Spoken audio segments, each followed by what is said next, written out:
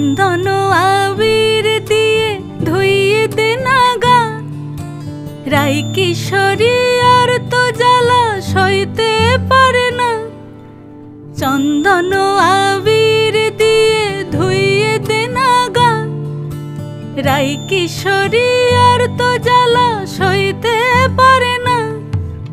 ঘোরে ব্রজের পথে পথে রং মিশিয়ে পিচকারিতে, ঘোরে ব্রজের পথে পথে রং মিশিয়ে পিচকারিতে, রং দেখে মুখ লুকালো